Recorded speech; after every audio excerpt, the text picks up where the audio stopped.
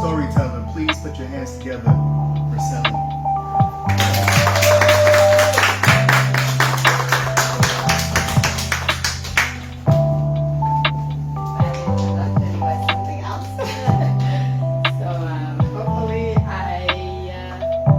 You already did, and you do. Check the microphone, make sure the sound is okay. This one's going right to the computer. This one's going to the speakers. I think they can hear me, yeah. Sound is okay?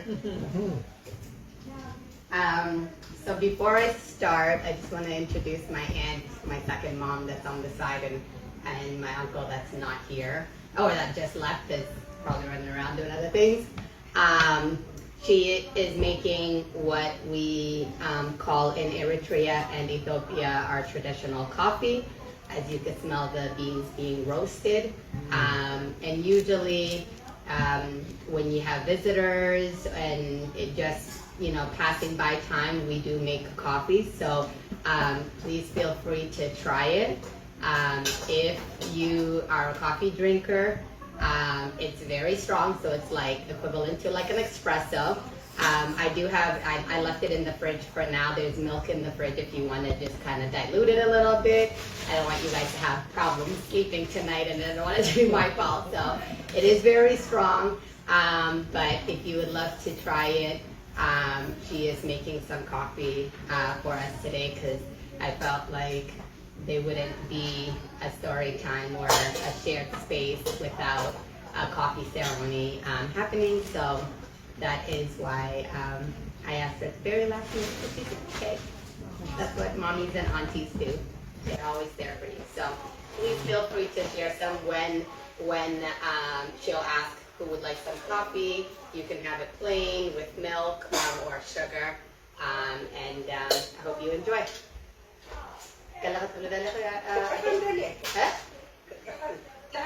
Oh, Baziralo. Baziralo.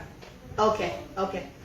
So yeah, so if you hear, she's about to roast, well, she roasted the coffee as you guys seen, and now she's just gonna grind the coffee beans, because back home we make them from scratch. We don't really purchase it already roasted kind of thing. So I'll let her just do that real quick, and then we will get started, I guess, just so that it's not interrupted.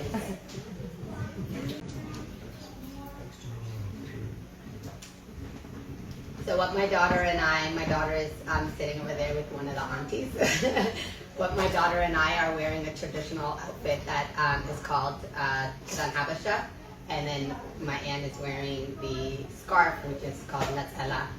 That's usually what we wear to church, to celebrations, weddings, baptisms, and usually the happy celebrations. And then we would just wear the Natsala that she's wearing if it is like a funeral or something more sad. We don't traditionally wear the cultural attire, but we do cover ourselves with the scarf during not so good or ceremonies, I could say, or events. So I did originally want to start off with a poem the one and only poem that I've ever written in my life, because I'm across many amazing poems, but I couldn't find the album that I wrote it in, so I was very saddened by that. But you'll hear a little bit in my story about the poem. It's where I'm from, and the poem was called Where I'm From, so it was just a little bit about Eritrea. All basic information in there, so nothing that you can't Google Eritrea and find as far as like the population, the tribes, and so on and so forth. So sorry I wasn't able to get that little extra treat. So here is my story. So December 15, 1983, a star was born. Me. My mom was in the hospital, but my dad was nowhere to be found. But it's not what you think. He was not a deadbeat. I was born during the war between Eritrea and Ethiopia. I'm sorry.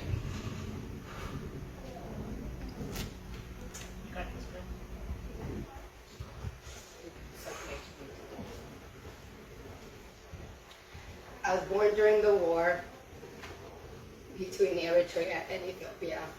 So my dad had to flee the country so he wasn't called to war. Traveling through the desert, paying his way from a safe house to another safe house, drinking camel's pee to stay hydrated, and eating breadcrumbs that were in his pocket to stay, thank you, kid. Eating breadcrumbs that were in his pocket to stay,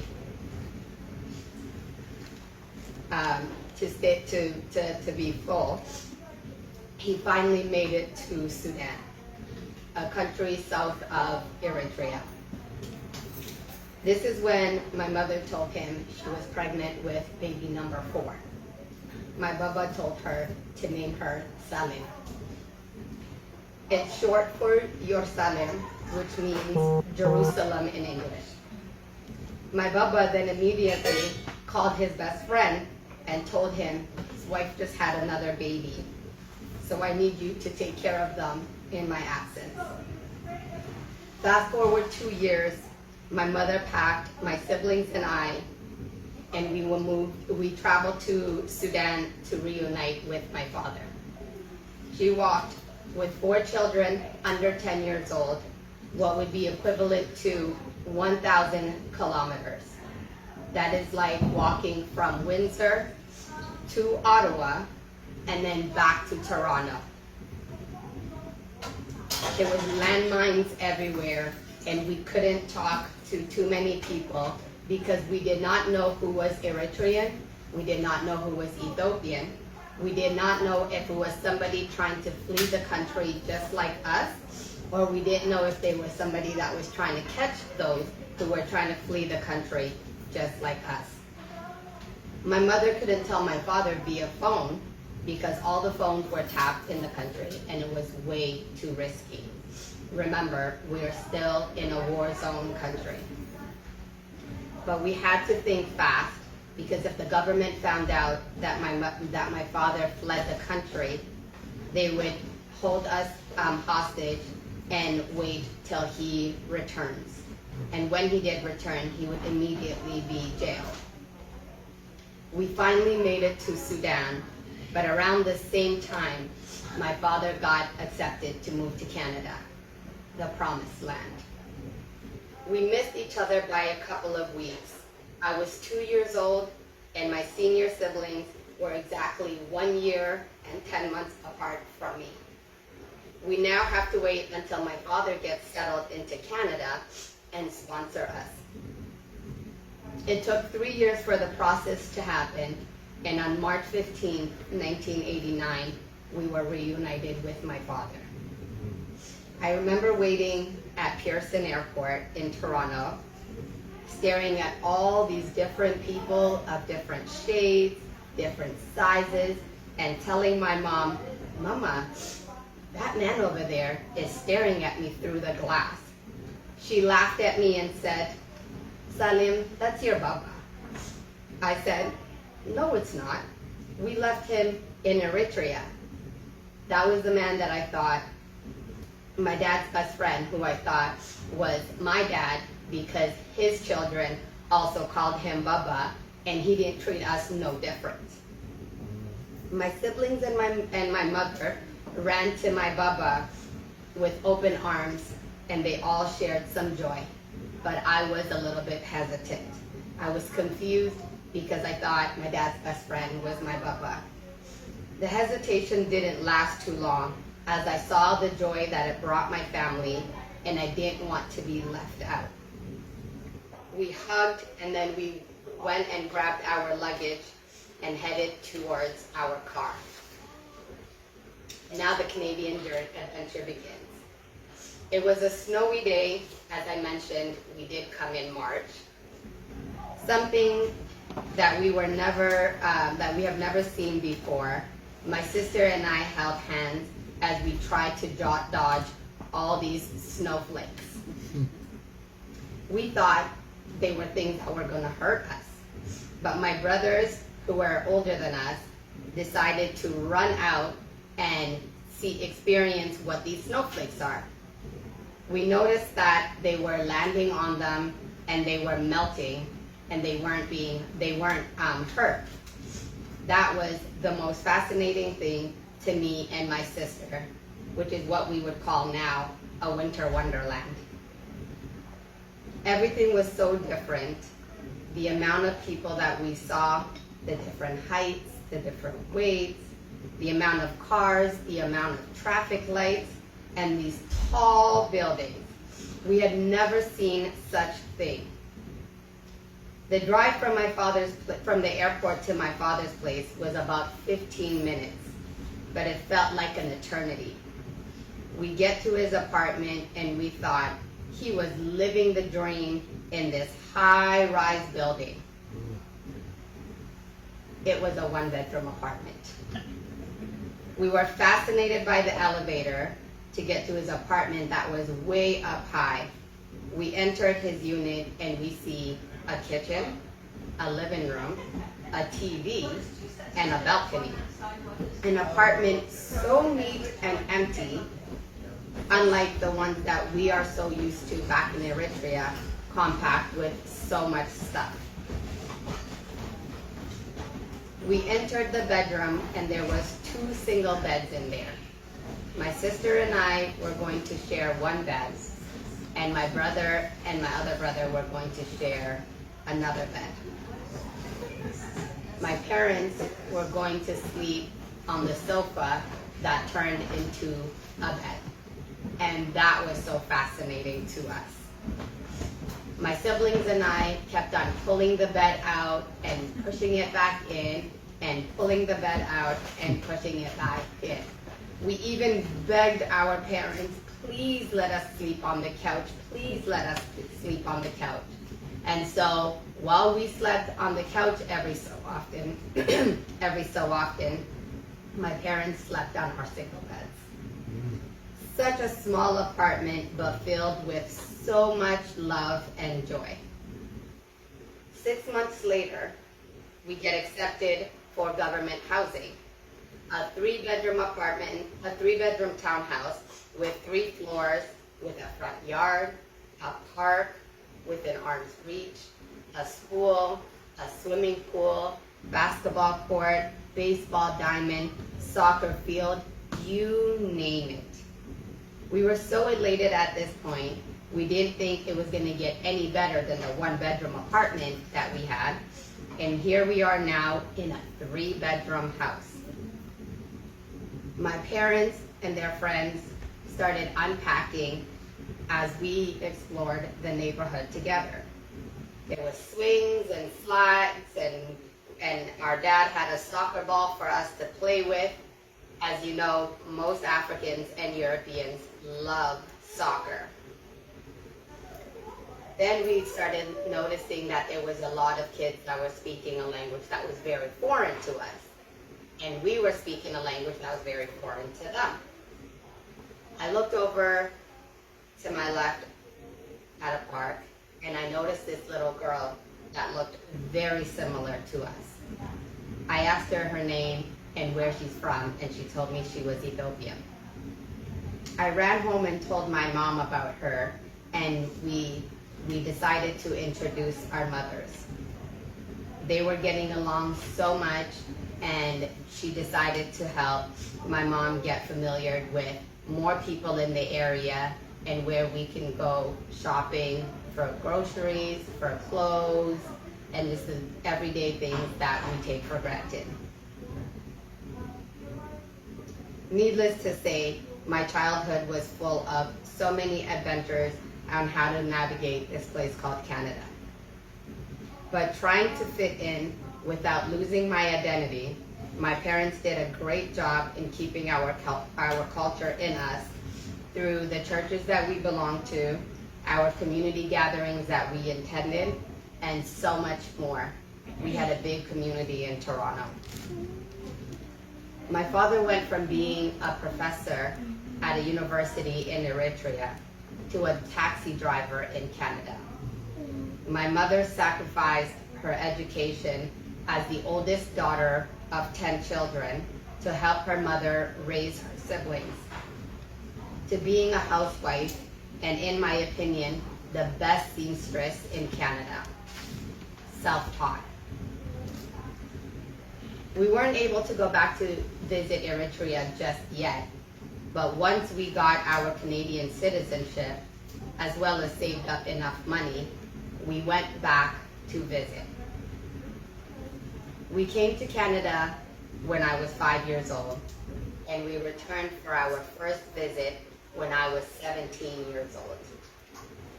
Boy, did the tables turn. Eritrea was a huge culture shock, to say the least.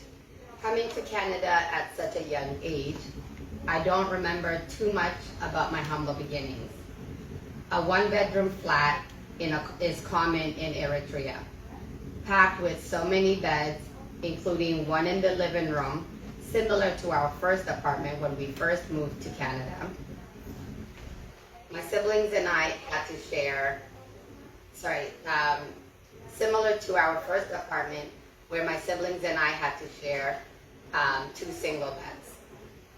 But in our government housing, we all had our own single beds, which is what I remember the most. In Eritrea, we had to share a queen-size bed to sleep about 3 to 4 of us.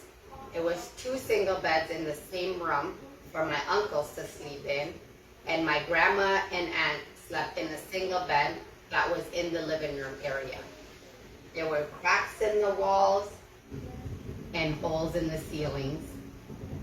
The bathroom was outside, which was really just a hole in the floor, and brick walls, or brick layers right around that hole, and 2 bricks on each side of the hole that you can step on so you can squat. Then it turns into a shower area with a stool made out of steel and string, similar to the yellow one that you see over there, and a bucket of water with a pail to pour over yourself before and after you lather some soap. I spent 2 months in Eritrea, and the exploring began from day one. It reminded me of the way I felt when we first moved to Canada. I felt like Dora the Explorer, but in my own country. Although I speak the language very well, they can clearly tell that I have not been in the country in a really long time, or I left at such a young age. I was what they called a foreigner in my own country. The crazy part is, I was also considered a foreigner in Canada. So where do I fit in? Where do I belong? This is the battle of an immigrant trying to fit in a world so big and so diverse, yet so small and so close-minded. After my trip to Eritrea, I knew that I had to make the best of my time on this earth, whether it is in Canada or somewhere else. I knew I had to accept me for me, because wherever I go, there's going to be somebody that doesn't accept me. And I'm okay with that. I felt like a cocoon all these years, and now it's time to become a butterfly and spread my wings. We returned from Eritrea. I had 1 more year of high school, before I was off to post-secondary. I didn't know what to pursue, but I knew that I wanted to work with youth. And so the next adventure begins. After graduating high school, I wanted to take off a year, but my parents were not having that. Given all the sacrifices that they made for us to have a better opportunity, well, at least in their eyes, they thought I was about to throw all that away by not pursuing my education. I look back at it now and realize how silly of the thought that was, but I didn't know any better then. I moved to Windsor to focus more on my education, because the fast life in Toronto and the easy money was way too appealing to choose school over money. when you go to school to get a job to make money. October 2007, I moved to Windsor with a car full of stuff and an airbed and a couple of dollars in my wallet. There was no plans, just hopes for a positive outcome. Similar to when we migrated to Canada with the clothes on our backs and the hope of a better life. I drove around the city and started asking people, hey, where's the university? Once I realized where it was, I started looking for rent signs. And I called each house that I saw, didn't even care what it looked like inside, from my car right outside of the apartment. I went to see it, I wanted to see it right then and then, but I didn't have much luck on the first day. Needless to say, I was technically homeless for a day. I checked into a hotel and started my search again early the next morning. Day 2 was much more successful. I got a place and I was able to move in the day after. I slept in my car the second day because I didn't want to spend any much more money on another hotel. But by noon, I had my keys and my rent for room. I blew up my airbed and made my sheets. I emptied out my car full of things. I scrubbed the bathtub. I took a shower and slept on my airbed like it was a luxury bed in a 5-star hotel. I gave myself some grace to explore the city before I started looking for a job and apply for university in January. I immediately hated this city. I instantly regretted moving here. Oh, it was such a dead city to me. There was not one person that looked welcome me, not one place to go for a social butterfly like myself. I felt like I clipped my wings. I cried and cried to myself in my not so luxury airbed anymore. Then I would wake up in the morning, try to shake it off, and give it another shot. Shortly after, I enrolled in the psychology program at the university, hoping that I don't go psycho before I start. But I knew that I wanted to help youth that are in the same predicament as me. Once I got out of it, at least. Many visits back and forth to Toronto in the 2 months that I was waiting before starting school. And I was hating the traffic more and more in Toronto.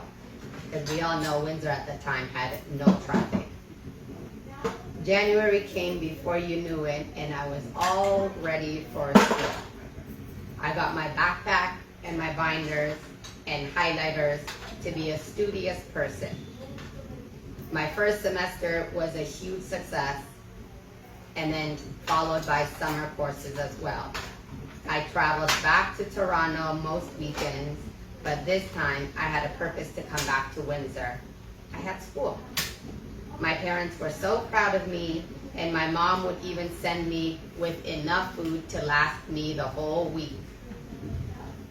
Then I hear about this information board at the school where you can drive people to Toronto for about $25 a person each way.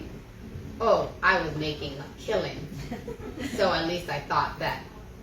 $100 each way, and about $30 of that went to gas, which means it left me $70 to have a fun weekend with my friends and family. That was the dream. I couldn't ask for more. The summer before I moved to Windsor, I met this guy downtown Toronto who was originally from Baltimore in the United States. We had a great time while he was in town, but the thought of a long-distance relationship when I can barely keep up with my phone bill was comical to me. We kept in touch, But when I told him I was planning on moving to Windsor, a bordering city to Detroit, we realized that it was about a 1 hour and a half flight and about $100 round trip. So we gave our relationship a shot, and the unthinkable as a student living her best life happened after completing 1.5 years of school. I was pregnant with my firstborn.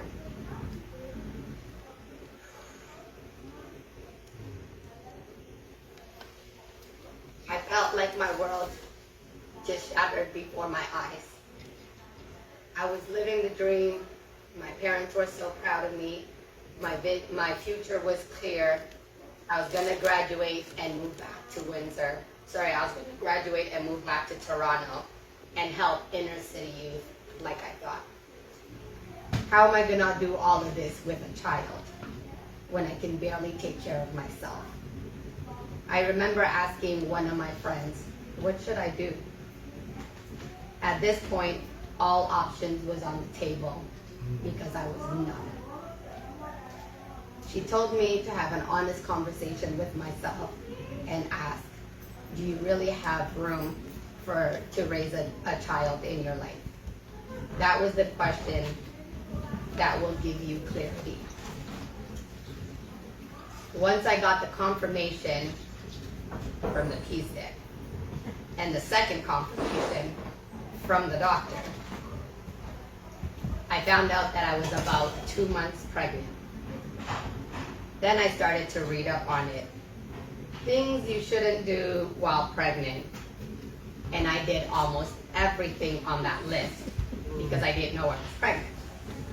It was in the summer. I found out in October. I was out casually drinking with friends. I was jet skiing in the Detroit River. We've gone to many places that had roller coasters, you name it. But I didn't know at the time, so I didn't blame myself.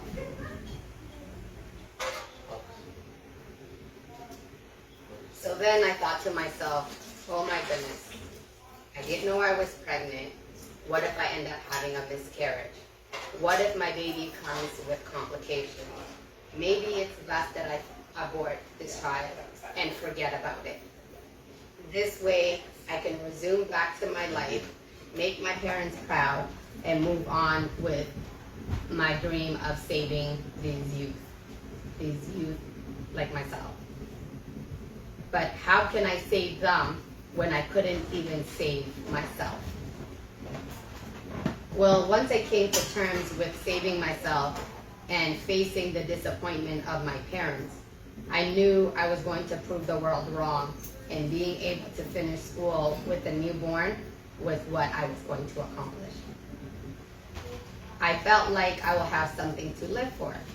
I began to look for apartments and daycares and how to raise a child, hoping that there would be a guidebook. But we clearly know there's no such thing. My expected due date was May 5th, 2009. I finished my semester mid-April, and I packed my things, and my brother and aunt came to pick me up for my delivery in Toronto. I knew I couldn't have him here without my family, especially my mom. After many months of silent treatment from my mother, well deserved, she also realized that my unborn child is coming any minute and there was no more room to be upset about it. She was by my side every step of the way from the minute he was born until now. Many sleepless nights for her so I can rest until I got back to Windsor about 4 months later. 2 weeks before September, because I was not going to let a child stop me from pursuing my education. She offered to raise him while I completed my schooling, and as beautiful as that sounded, I knew the freedom was only going to lead me into more trouble. I needed him beside me so I can stay focused. He became my why. And 16 years later now, he's not here because he's in Paris with a school trip, so I can blame myself for that. I pushed through school. It took me a year longer to finish a double degree and then off to start my adventures in the next part of my life. In 2013, once I finished school, I thought I was going to move back to Toronto, but I didn't. Windsor has now grown on me. I no longer wanted to move back to Toronto, and I started meeting some wonderful people that were very welcoming. TJ was one of them. So a little story about how I met TJ. Although he shared that we met at Windsor Workers Education Center where I was working at the time, I met TJ before that at, I believe what it was called Occupy Windsor. Oh. And it was, our downtown by City Hall was filled with people with tents and everything that was going on. And there was this gentleman, I didn't know it was TJ at the time, sitting with a long beard, more hair on his chin than on his head. And he was he just looked so at peace. And he was, I don't know if he was meditating, but he literally was in like a yoga, what would be called a yoga position, a stand, like a crossing your legs. And his eyes were closed and like unbothered, as if it was silence in the room. Later on, I met him at Windsor Workers Education Center like he shared. And even then, I noticed him and was just like, oh, I've seen him somewhere before. And I didn't quite put two and two together until another time I had a friend that was coming over to my house who asked me to bring two of his friends, and one of them was TJ, and he started sharing about a project that he wanted to work on at Bloomfield House, and a couple years later, it came to life, and everything that he had spoke about, or even his ideas, has until today come to life. So I knew that this is somebody that I would have to be connected with, and work on many different projects with, and just support each other, because as we all know, TJ is a phenomenal person. So getting back to my life post-secondary, I was getting job offers left, right, and center in Windsor. I kept telling myself, let me work for a few years, save up, and then I will go back to Toronto. Well, the saving part was accurate, but the moving part, I'm still here. I ended up buying my first home in 2016. A three-bedroom apartment, a three-bedroom townhouse, perfect for my son and I, and an office or maybe a walk-in closet for moi, or both. But that was short-lived when I had my second child in 2019. I never thought I would be a girl mom, but here I am today, almost 6 years later, raising a mini-me. And let me tell you how hard that is. She is, well, I am stubborn, I am bold, I am sweet, but I am also do whatever I want, whenever I want type of person. Do you know how hard that is raising me? If any of you are intrigued, I am taking all babysitting applications, paid gigs, or you can ask one of my best friends over there, or her daughter, who has watched her many times. Which, by the way, I do believe one day Paulina will be our storyteller. I'm speaking into existence. So thus far, I have been a youth advocate, I've been an outreach worker to support migrant workers at Windsor Workers Education Center. I've been a Change Your Future counselor for the public school board and a probation officer, as well as a co-founder of the Eritrean Canadian Community Center of Windsor and Family Fuse with one of my other best friends, Christy Nelson. All very rewarding jobs and organizations, but I did not feel complete. When I was on maternity leave with my daughter, I was excited to do all the things that first moms do. Even though I already had a son, I wanted to enjoy these moments. So I joined groups with moms with newborn babies.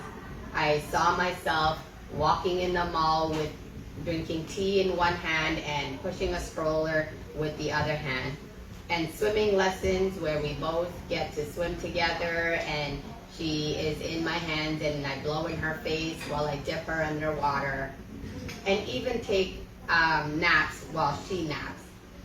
But let's be real, the gap between her and my oldest is 10 years, and I completely forgot about how it was raising a child. Also, I was in survival mode when I had him. He literally experienced life with me. I remember taking him to class with me.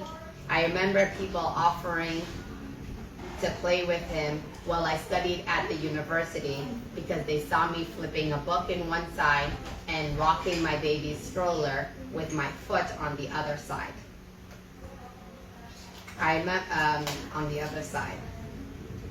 I was even doing hair in my apartment to make ends meet, and I remember his toys getting all tangled in the hair extensions.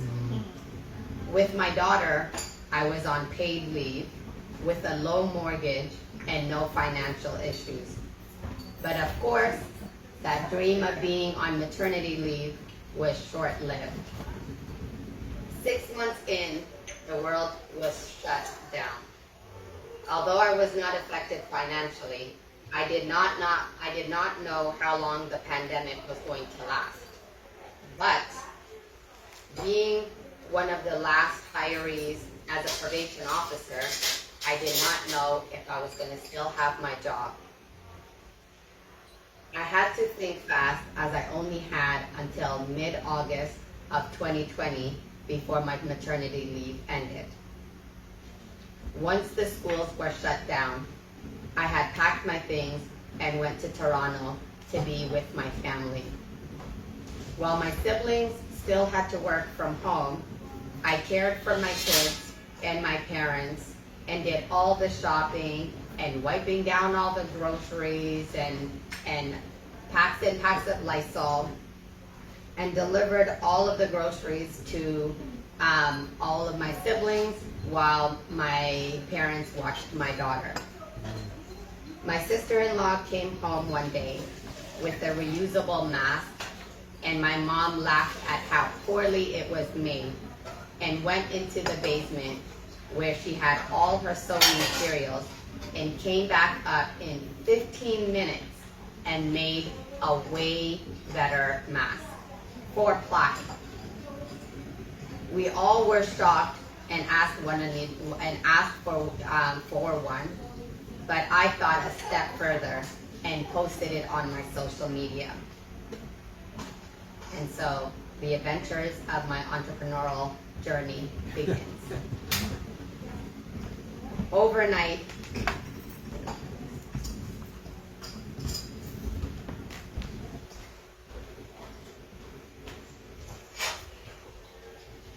if you like the coffee, a word that we use in our language is we say "dum," which means it tastes good to the person who's making it.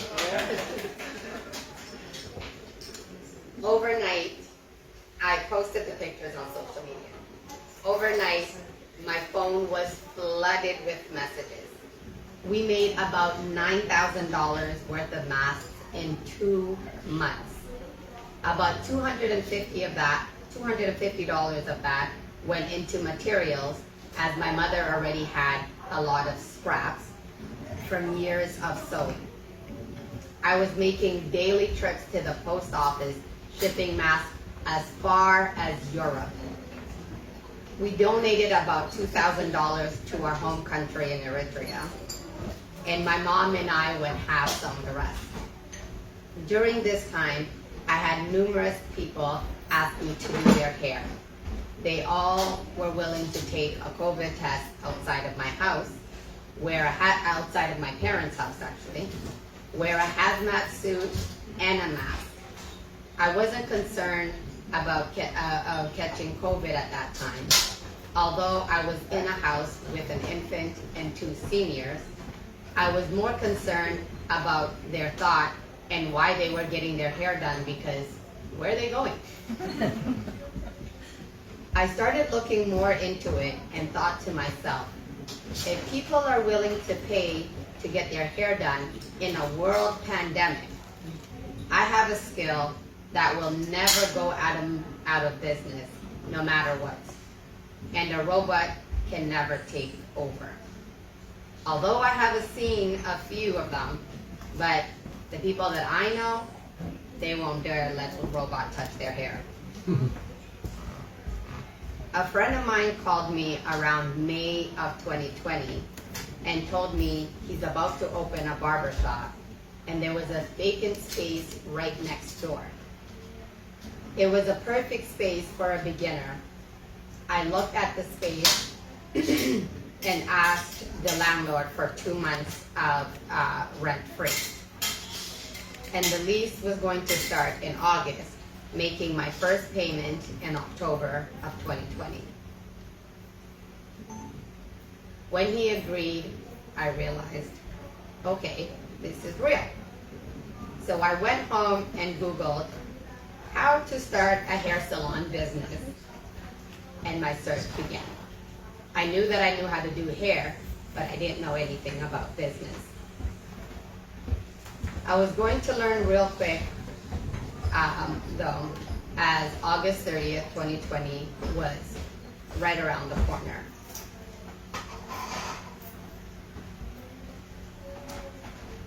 My shop is what I considered my third baby, a day before my daughter's first birthday.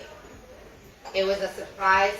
It was a surprise to my family, as they thought they were coming down for my daughter's first birthday, but instead I surprised them with the shop. My family was overjoyed for me. My father gave his blessings, praying over the shop. I named the shop Inclusive after my late brother,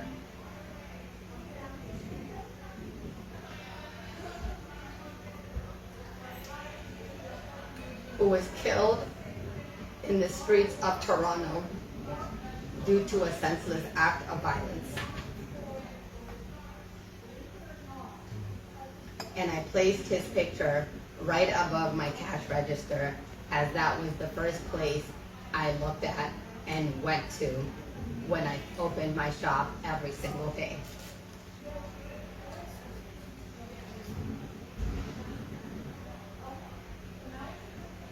Two and a half years later, I outgrew the space and moved to a shop double the size. On May 15, 2023, 2 days after my son's first birthday, and 1 day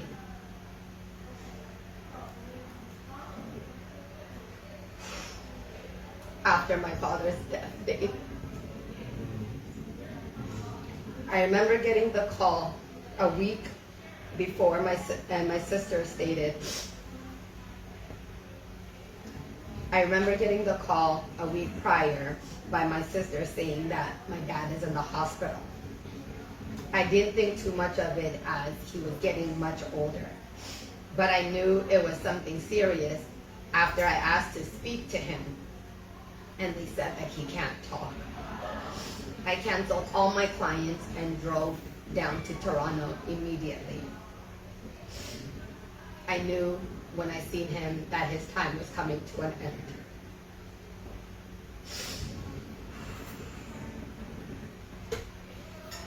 I stayed beside him.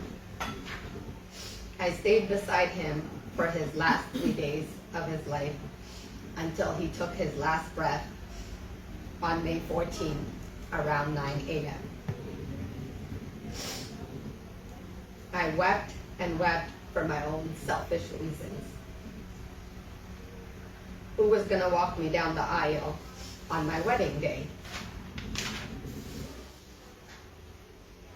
But I also felt a sense of peace. He is no longer suffering, and I got to say my goodbyes. The next morning, I drove back to Windsor to sign my new lease. I got the keys to my place. I gave them my first and last month's rent, and many friends came together to put the shop in order while I went back to Toronto to be with my family. Everything was a blur and moving in such a fast pace. Lots of family from all over the world flew down. Many friends from Windsor drove down, and my village in Toronto pulled through, as my village in Windsor also pulled through for me. It was so nice being around so many loved ones, but at what cost? I came back to Windsor a week later and had to push through. I was in denial, but my children and my shop kept me well distracted. My uncle and aunt here was there with us every step of the way. And he prayed over my new shop in absence of my father. Something that we do religiously and culturally is I have never opened a shop, I've never entered a space with with furniture or bought a car or opened up my shop without it being blessed first. It's something that was instilled in me religiously and culturally through my family, and until today, whether it's an old car, a brand new car, a house, anything, a space where I'm going to frequent, and a space where I'm going to have my belongings, I'm going to pour myself into it, have my children in there. We don't typically utilize it without it being blessed. In this case, getting my keys a day after my father passed away, what I would consider my second dad, which is Emmanuel over there, I had asked him and his wife to come and bless my new place before we furnished the salons. So my uncle there was with us every step of the way, and he prayed over and blessed my new shop in my father's absence. My aunt beside him had supported my mom through the whole time, as well as helping me keep pushing. 2.5 years later, again, we are about to celebrate 5 years in business, a 4.9 star rating, booked and busy, and looking into a bigger space at the end of my lease as we've outgrown this space again.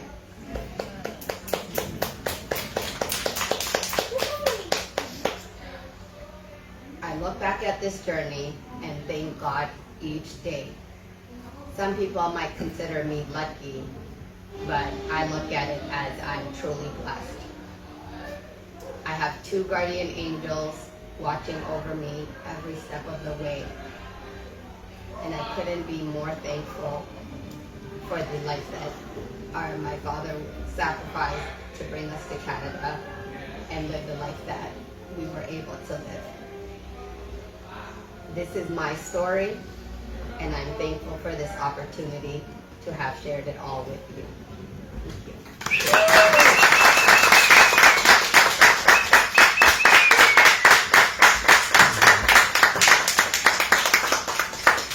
You want to take any Q&A before you come off the throne?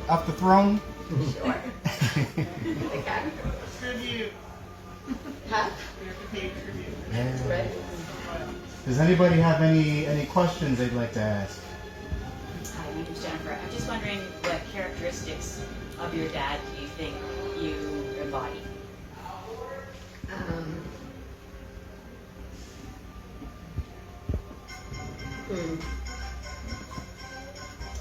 So a few things. Some are characteristics and some are traits. My dad was a super hard worker and worked almost 12-hour shifts when we first came to Canada, because being new to Canada with like minimal English and having to raise 4 children, including himself and his wife, my mom, is not very easy. So I noticed that like to get his feet in the door and stuff, he worked 12-hour shifts. So like he was a huge hard worker, and I find myself to be the same. My dad doesn't say no to anything or to anyone. He's always there to help, and I feel like I do the same thing as well. And sometimes like I kick myself in the butt for saying yes, because it's always at the stake of myself or sacrificing my children. But it's very hard for me to say no, just like how it was for him, because I just feel like if I'm capable of doing it, I should do it. And what I would like my reward would be given from God, and the fact that I'm capable of doing that is a blessing kind of thing. So that selfless side of the both of us, we both have. So I'd probably say those are the two major things that me and my dad share. Any other questions before we wrap? Yes. Sorry. So you do hair. You still do hair, obviously, right? Like, Yeah. You do like you cut it and dye it, or you do all sorts of stuff, or you like what kind of like you just like work with like that? Yeah, no worries. Coming to like I didn't share it in my story. But when I came to Canada, especially from a country where everybody looked like me, our hair wasn't really accepted as far as like how it looks curly like mine or my daughter's or Christy's and stuff. So I knew that when I opened the shop, I wanted to embrace that. So my shop is chemical free. So we don't do we try to embrace your natural hair. So we only do natural things. So we do cut hair, but we don't do chemicals to chemically straighten it or change the color or anything of that nature. And then yes, it's still operating. My shop is actually literally right around the corner. I could throw a rock to my parking lot. And I also did, this is the entrepreneur side, I also did bring some flyers, so there's some in the back if you would like to take one and even visit us. You're more than welcome. It's called inclusive for a reason. Everyone's included. Everyone's welcome. Yeah. One more question? Oh, look at Nina's just burning away. I thought you wanted to connect with TJ to get started. I'm supposed to share that today. Okay, sorry. I knew we should have went right past Nina. All right. Well, that is a Blaze of Story.